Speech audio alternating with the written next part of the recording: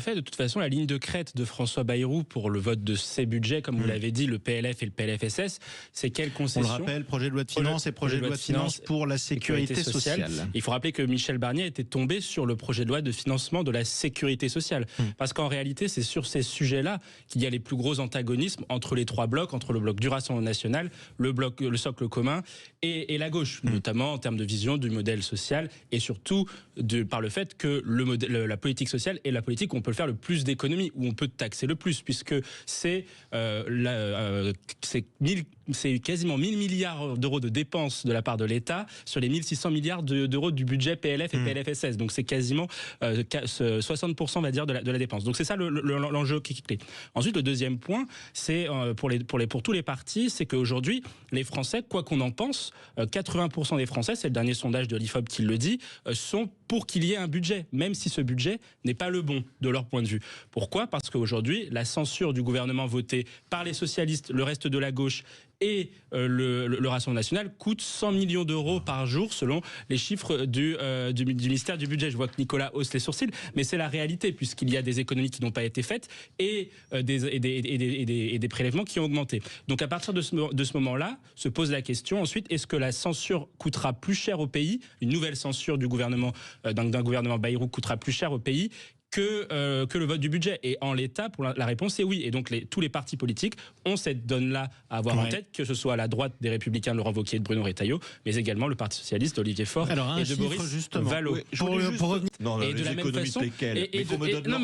de la même façon, et de la même façon, vous posez une question qui est très juste. Moi, j'ai aucun mal à dire que la dissolution prononcée par le président de la République a coûté énormément d'argent à l'État. Elle a coûté un tiers de croissance à notre pays. On a eu un ralentissement très important de la consommation. Les Français ont moins consommé, notamment avant la période de Noël. Et ça, c'est lié à l'instabilité économique provoquée par la dissolution. Pardon, je ne veux pas vous imposer vos arguments, mais je préfère cela, vous voyez. Non, mais les deux, moi je suis neutre et je suis objectif.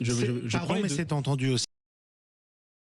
Avant, vous étiez dans l'opposition. Oui, non, mais bien sûr. Non, mais la question est assez simple à laquelle on peut répondre, c'est de dire justement que si le président de la République a dissous, c'est qu'effectivement il n'y a pas eu d'accord, ce fameux accord que prône Nicolas Sarkozy entre les Républicains et la majorité présidentielle. Mais est-ce que pour le coup le Républicain allait voter une motion de censure? Ça dépendait du budget qui était présenté par le gouvernement. Il n'y avait absolument aucun. Il faut rappeler quand même, et je peux me permettre de rappeler quand même que il y avait quand même une incertitude très forte sur la capacité de la majorité présidentielle à présenter un budget, on va dire, qui était bon, dans la mesure où Bruno Le Maire et Emmanuel Macron ont fait 3 budgets précédents de dérapage budgétaire sans précédent. On a quasiment au total cumulé 80 milliards d'euros de dérapage budgétaire. J'ai pas de problème à dire cela. Emmanuel Macron.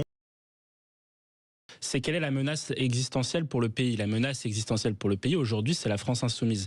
Pour plein de raisons, des raisons qui sont politiques, économiques, budgétaires, on en a parlé, mais également des raisons qui sont, on va dire, en termes de société, de vision de la société. Et donc, effectivement, il faut battre la liste de Monsieur Louis Boyard, qui est quand même une liste sur laquelle beaucoup de journalistes ont enquêté, où on a la présence d'islamistes, notamment, ou des gens qui ont tenu des propos. Il y a un colistier qui est accusé d'être un soutien. Alors, je reprécise. Département aussi. Oui, mais ça c'est moins important. Non, le Parti socialiste, il lui reste 2 actifs électoraux. Exactement. Il lui reste 2 actifs électoraux. C'est le groupe à l'Assemblée nationale, mais il dépend de l'accord du Nouveau Front populaire et donc il dépend aussi de Jean-Luc Mélenchon, et les municipales. Et donc aujourd'hui, le Parti socialiste, je pense, me semble-t-il, et Nicolas le confirmera ou non, cherche à dénoter vis-à-vis de la France insoumise parce qu'il y a cette question des municipales. Et on le voit dans l'ensemble des grandes municipalités, à Paris, à Lille, à Nantes, etc.